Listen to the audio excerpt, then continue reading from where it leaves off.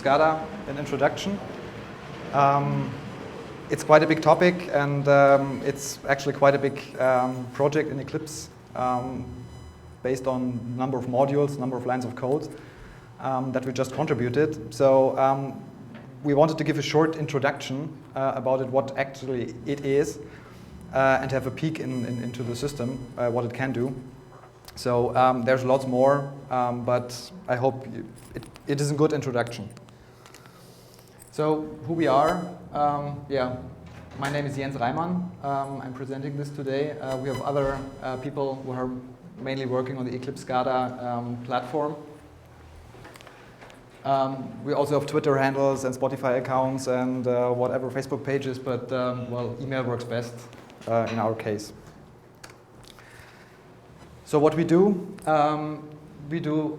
automation monitoring solutions, integrating automation with enterprise applications, JE stuff. This is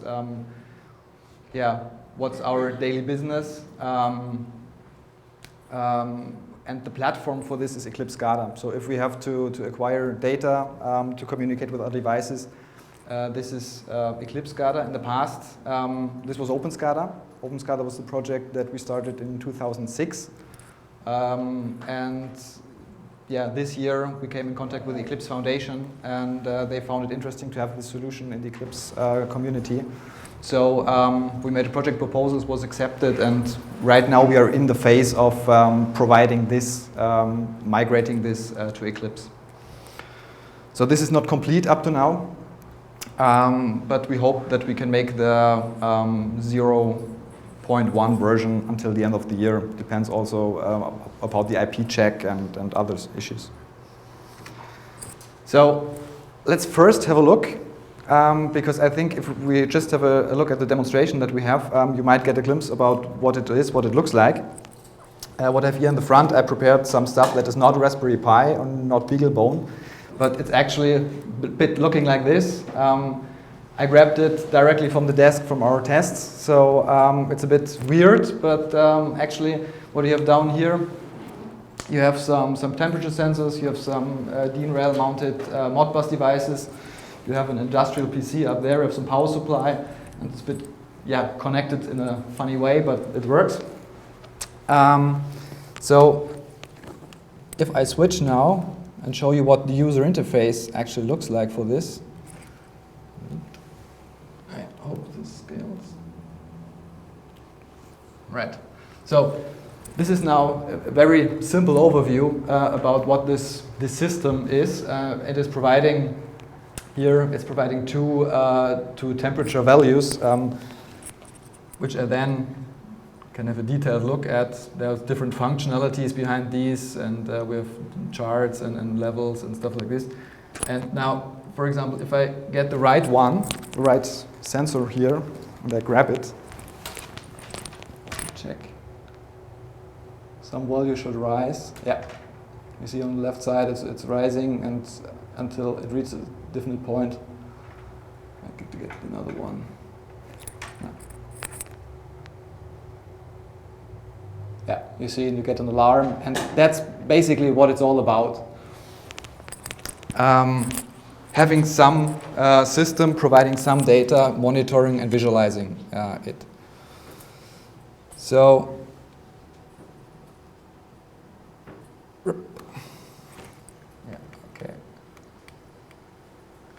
so this is what we've seen. The use case for us is the user has a system and wants to know what is happening. So the user is most likely an operator of some industrial system, like you have a photovoltaic system that produces energy, and you have some monitoring personnel, and they want to have a peek at the system. If everything is okay, they actually don't bother, but if something goes wrong, and the definition of wrong is also important, what is wrong, which condition is wrong, but then they want to have notification, they want to have alarm, they want to have visualization, you want to know the events that occurred. This is the basic use case, and this maybe is a bit different than the other M2M projects in Eclipse, because some are focused on the protocol, some are focused on specific parts. And the Eclipse SCADA project is going from top to bottom. So it's going from the system up to the user and back. So if we look at the use case, what we need is we need a driver to get data from the sensors or whatever there is down there. And of course, we need a user interface. So these are the basic building blocks for a start. But then, of course, you want to have lots more. So you want to have some monitoring, value archive, data processing like scaling and rounding, and maybe scripts. You want to have an event archive. And all this is, if we look later how it's deployed, it's called the master application in our case. And this master is, technically speaking, an OSGI application. It's running on Equinox at the moment, but it should be working on any other OSGI container as well. But frankly, we did not test it. So all these functionalities are bundles, are services inside this OSGI container. And if you want to extend it, like you want a different type of monitoring, you want to have processing, different data processing type, you can extend it by writing OSGI modules. And you can reuse the whole system, and you can just deploy your modules, your bundles into this master server application, and you're good to go. And this also is for us, because Eclipse SCADA is a platform for us. It's okay for us if the customers which we work with want to extend the system. So some of them, they brought their own bundles, said, okay, we take the system here, we write our own bundles and just deploy it in there, and so they can add specific aspects to the system. Now, of course, the system is a bit simple. We have here, most cases on the left side, we have sensors. We have some pre-processing, and these boxes, they always come in different names. So sensors are most likely attached to something what we have here. We have some Modbus data collector. It's doing some pre-processing. The sensors are lying there as temperature sensor. So there is most likely some pre-processing system, which can also be a Siemens PLC or ABB process control system. We don't care. We have our driver interfaces here, and this is the way we connect to whatever is there. And then, of course, the data goes to this master application in most cases and is visualized to the end user. So, and if we put names there, yeah, it could be, for example, Modbus here, the temperature sensor, PLC driver, whatever you like. Now, well, this is what it might look like if you've seen it. So this is a screenshot from a running system of, yeah, several thousand data IOs. This is another one. So you see the kind the user wants to see the data varies from customer to customer. So what we have is a highly flexible user interface that can be customized. And actually, this is based on Draw2D. This is based on SWT, and it can be scripted. There's an EMF model for doing this. So if we have a look, a high-level overview of the functionality, because these are the basic data interfaces we have. We have data access. We have alarms and events, and data access is the most important thing because it means getting in the data into the SCADA system. It deals with real-time, and now the definition of real-time, if you have been at the Eclipse call now and have heard several talks, it varies from milliseconds to 5 minutes. So real-time, the real understanding of real-time is, yeah, it's real-time. You can count CPU cycles, maybe. So it's not real time, but it's sub-second timing. So whatever the system that provides the data actually has as a time resolution, we are gathering the data and pushing it on using event-based subscriptions. So we're not sending the data continuously, but only if it changes. Also alarms and events. Alarms and events is mostly using the data coming from data access. So you have monitoring modules which are deciding, okay, the value which is gathered by the DA system is out of range, for example.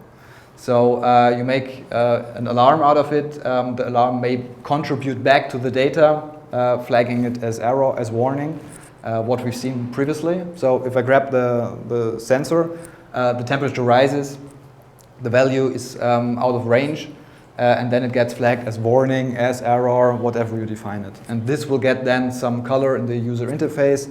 There will be an event generated, stored in the database. Maybe you need some acknowledgement of data. So the user has to say, okay, I've seen there was an event and I confirm that. And this is handled by the AE system, the alarms and event system. The next is the historical data. So at some point you may to decide, okay, I want to store these analog values that come in, and I want to store them for several weeks, hours, years, whatever. And this is storing the data over a long time in some database. And it's generating the chart also. So there are two components. You have the storage, gathering the data storage, and the charting. This is what we've seen before, right here. So actually this data is coming from this system using the HD system. Right. Important part also is the configuration. So one interface to this system is the CA system, the configuration. If you've heard OSGI talks, there's something, the configuration admin service that can be used. Actually, it's quite similar, the thing. In the beginning, we found out that when we started using OSGI, that the configuration admin was a bit too simplistic, because you can easily configure one or two, or it stores it somewhere. But what we actually wanted, we wanted to configure hundreds and thousands of services, because everything in this master server is a service. And yeah, the original configuration admin did not fit that well into this system, so we created our own one, which can also store the data in some Oracle database, for example, if the customer wants that. Or we have a mechanism of making a delta. So you have, that's what we see later when it comes to configuration. So you make some configuration, you update it, you give it to the customer and say, okay, this is your new productive configuration, please implement it. And then you can make a diff between the existing configuration and the new one. You can check what's the update actually is, and then you can deploy the update. And of course, one important thing is the user interface. Actually, it's based on Draw2D and SWT. We can have a look at this later at the demo system. There are two strategies of visualizing the data. One is we have like a dashboard view. It's vector graphic, it's scalable, it's fancy looking and colorful. And the second is if you dig deeper into the details, at some point you're interested in more structural view. And this is not something that we invented, but was coming back from customers saying, okay, I want a structured view. And so SWT did fit quite well because it looks the same on the operating system as the user already knows it, and yeah, that works quite well. But the backend or the configuration for this is an EMF model. So actually it would be possible to use different renderings from this, and maybe exchange the technology if required. Now, this is the way the data flows. We have on the left side, and this is also something that we don't do devices. So the Eclipse SCADA project does not provide its own runtime on the device or provide some embedded programming model. It's about getting data out of these devices and pushing them all forward into this processing chain. So we have devices, and the devices we connect to, in most cases, they have some sort of register where the data is in. That's not always the case. Some others have more complex data formats. You can split this up then. And we try to map what's coming in these registers directly to what we call items. There are different systems with different naming schemes. So you have tags, data points, whatever. But we try to use the name data item. So it's actually directly mapping the item, the register to the item, and then passing this forward on using our internal protocol, which we see in the next slide what it's about. But we're using this interface for this. So we have these interfaces, different functionalities. And we're using the same thing when we get the data out of the master to the client, to the visualization, or to some other JEE or different system consuming the data. So actually it would also be possible to directly connect the client to the driver. And this is what we did in the past when we started the system. So there was no part in the middle, but a direct connection. So this can be stacked in different ways, and we will see later what we can also do with this. Now the master server, it creates additional data fitting in the archive and the monitoring. And it's just creating different information based on the original values coming from the A.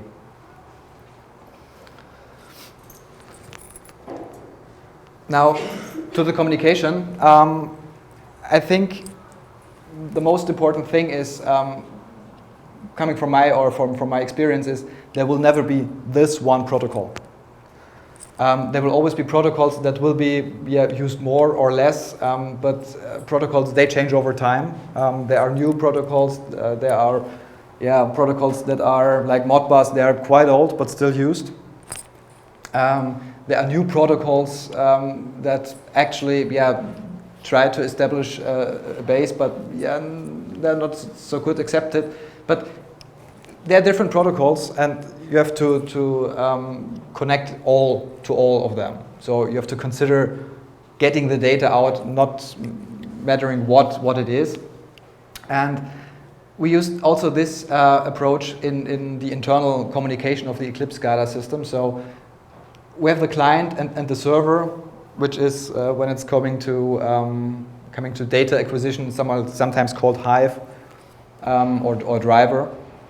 And what we did is we specified some binary protocol, which is the net protocol in the beginning. We defined the Java API on both sides, and we made some protocol implementations based on the knowledge that at some point we will need to improve the protocol, but we want to stay backward compatible. So we need to have multiple protocol stacks at the same time. And turns out it was the right decision. At some point, there were more requests coming, like can we have cryptographically enhanced protocols? Can we have compression? Can we have GSM-based transmissions, whatever? So we needed to improve the net protocol and created the NGP protocol, which is the next generation protocol, simply speaking. And using this approach, it was quite easy to just exchange the protocol and keep the rest the same. So all the drivers, all the clients, they work like before. No need to change anything.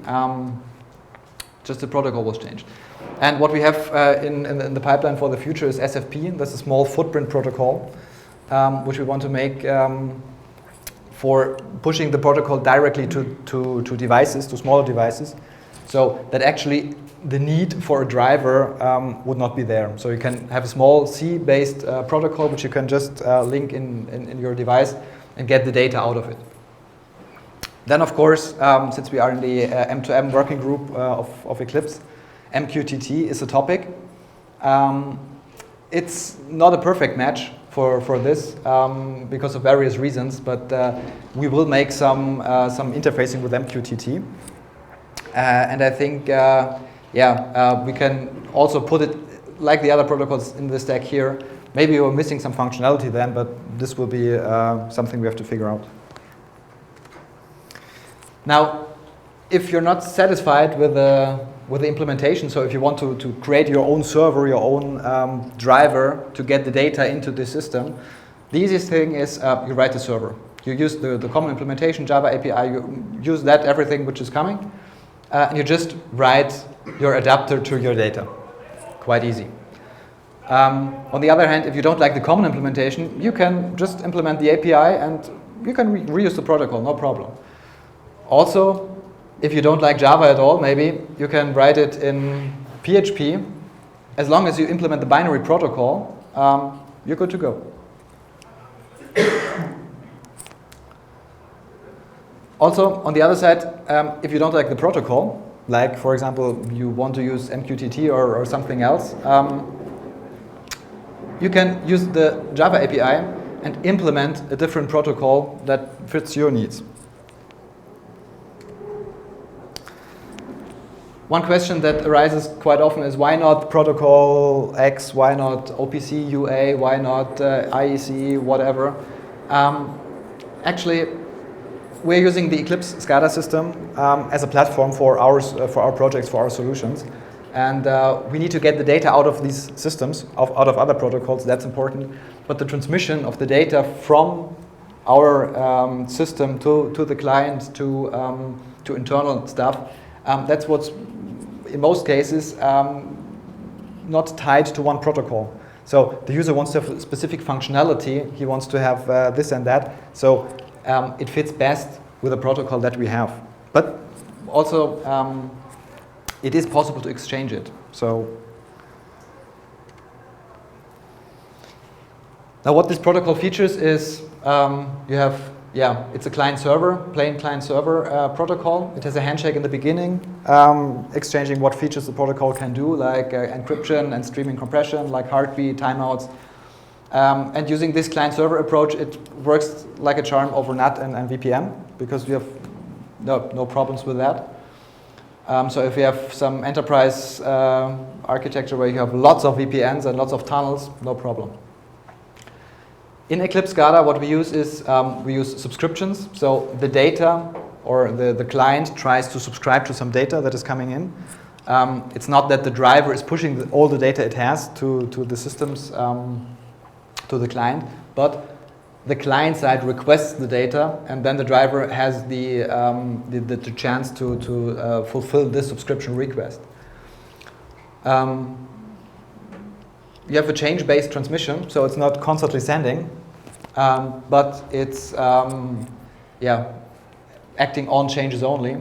One important thing is security callbacks, which is the server can decide at some point that it needs additional confirmation, like a crypto token, like a PKI, where you say, okay, you want to acknowledge an alarm, you want to write something, you want to trigger an event, so please confirm it using XML-SIG that you are the person who can actually do this.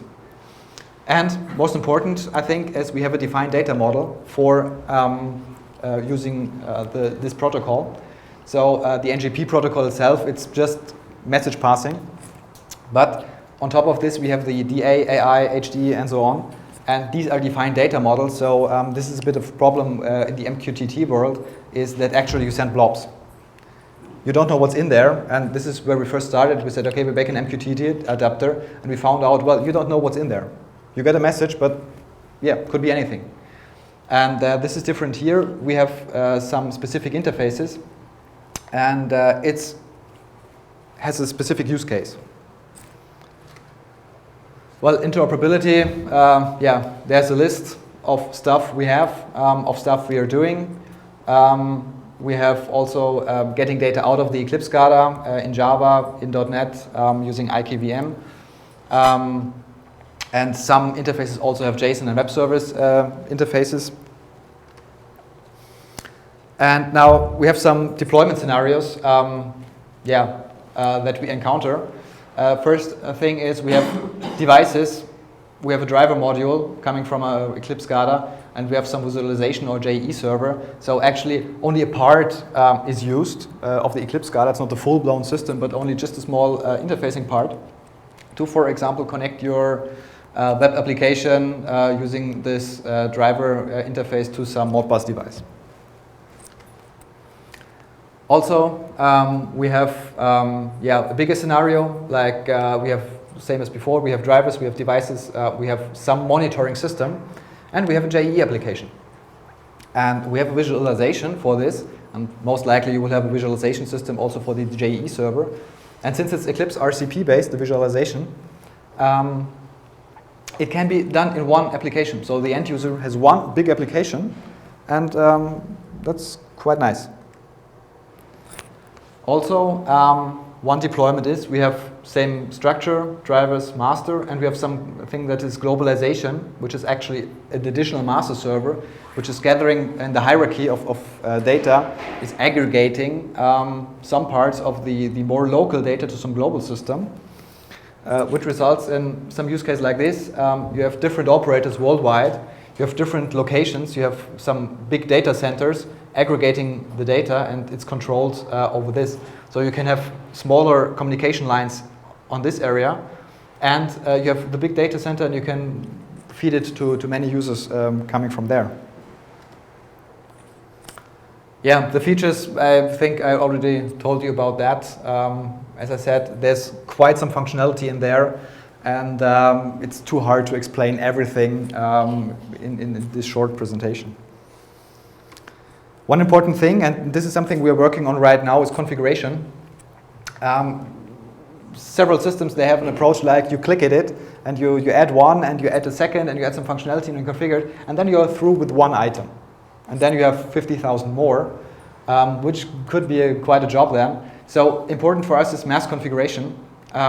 It needs to be flexible, changeable during runtime, which is why we have OSGI. So with OSGI you can exchange services, you can use the configuration admin, and you quickly can update the configuration. And one important thing also is create here, deploy there.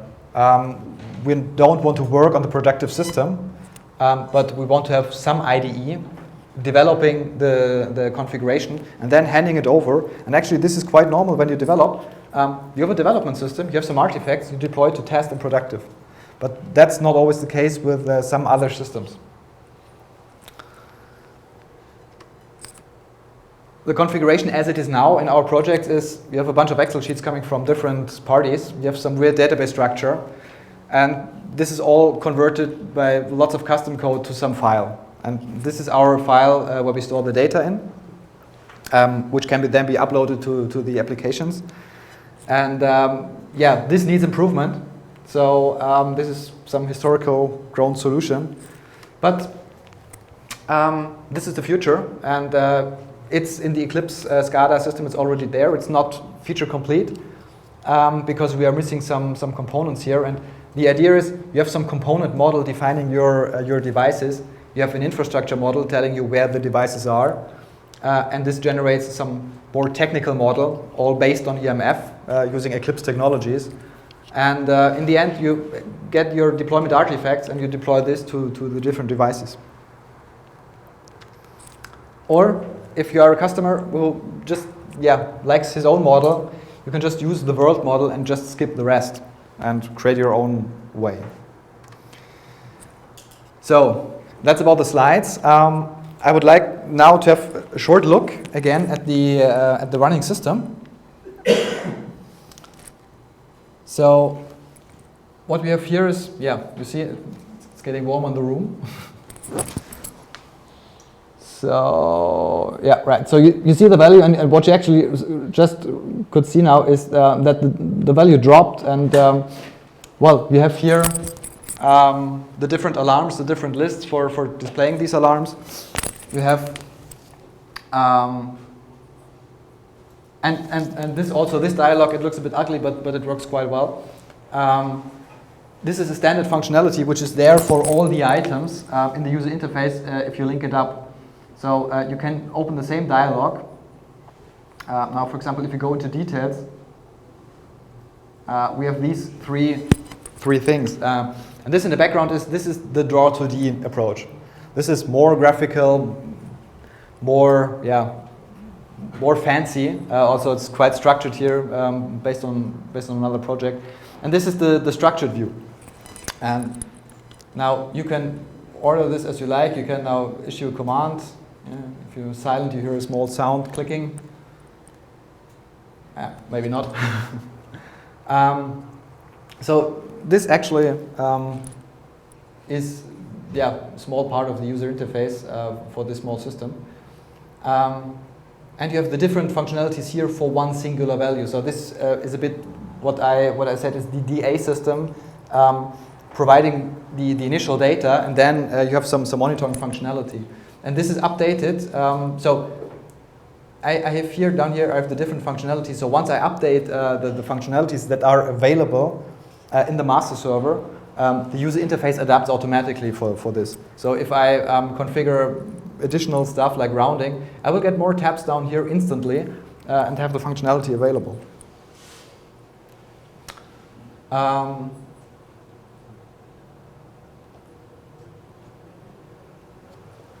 Yeah, that's up to this point. I have some more, but I think, oops. It's jumping back. I don't know why.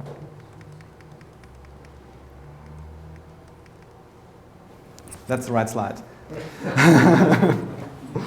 So, you have any questions? Is only one client connected to just one server, or can one client connect to different servers? Well, many clients can connect to many servers. There is a description in this user interface telling you which servers are available in the client, and I can show this right now. If I log off and I'll log on again. So this is the login dialog which I need. So I have different contexts. So maybe I have a global context or I have a local context, and behind that are different connections. So if I log in, you just see, it was quite quick. You had 3 connections to different systems, and this user interface can actually, every value that is here can come from a different server. So this can be connected. And you can also configure like some failover. So you have different OSGI, this is all based on OSGI in the background. So you can have different OSGI connections or different connection services based on OSGI. So if the one disappears, the other one takes over. The OSGI mechanism will change the implementation, and it's connected to a different server then automatically. And another question, consider your temperature sensor what fire 1,000 changes per second. Yes. And they all would raise an alarm in the list. Yeah. What would be this input in normal system? This is quite hard to tell because it highly depends on what hardware do you have, what connectivity do you have. Also in this case we are using Modbus, so the sensor could not fire events, but it was just Paul events.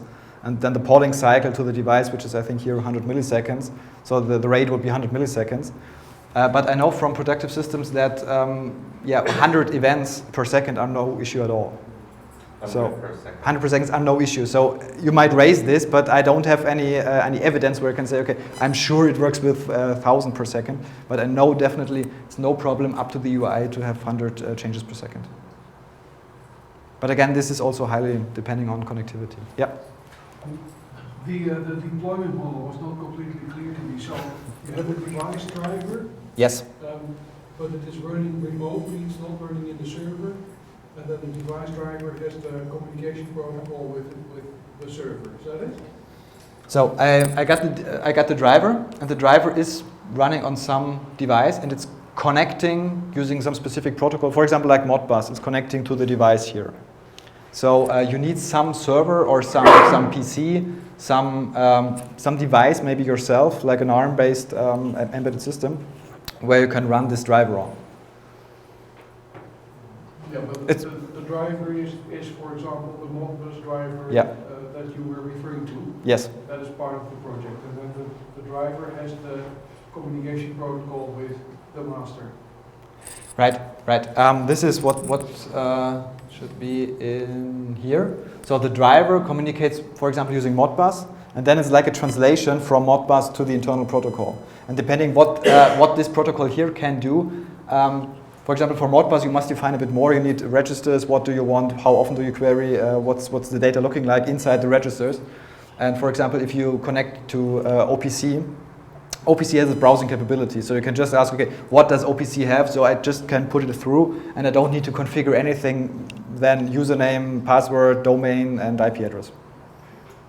Is any driver running in a separate process, or is it running This can be configured. So there are two types of drivers. The one is plain Java based, which is using some XML schema as a configuration. You can group them in the same Java process, or you can split them up. Each driver has its own endpoint. So you have a TCP endpoint for each driver that stays. On the other side, we have OSGI-based drivers. There again, yeah, it depends on the container, how you configure the services. So you can put them all in one OSGI container, or you can split them up. But they are usually not running Sorry. in the server. Okay. So They're running wherever you put them. A question about the configuration. You Yeah. said you can create deltas and Yes. deploy them to the target system. Yes. What do you use to create these deltas between configuration? Okay, what we do using deltas is a plain JSON file. Actually, it's a map of string. So we have first hierarchy is factory. We have the configuration object. So we have a type, instance, and then we have a set of pair value. So what we do is we load the file, and we also load the running configuration on the server. We make a diff, we present it to the user. I can show later if you like. You can then see, okay, what will happen if it's updating. There are some rules telling you, okay, don't update this value because maybe the runtime system was changed by some operator, and you don't want this to be overwritten when you apply the configuration. So you get the delta, and then you say apply, and then it's applying. Every time? No. Okay, I'm sorry. Maybe it's a quick question. I was wondering, you said the configuration admin was not good enough for your proposals because it's too simple. Yeah. Did you plug on top of the configuration admin? No, and no, it's it, no. We were thinking about this if we can reuse it, but actually it would have been too much trouble having both. So we just said, okay, actually it's a plain simple service. Just write it from scratch, and at some point maybe we can connect these two again. Because I've now seen very interesting stuff what they did with the web admin console. So maybe there's hope. So you re-implemented the configuration admin interface? Yes, but it's not the configuration admin interface. It's our own interface. Okay. So it's a different interface actually, but it looks at some points near to this original interface. But at some points it's different. So we have some remote accessibility. We can make the diff, we can make the delta, we can export and import. And this is what the other admin could not provide. Okay, thank you very much for your attention, and have a nice day.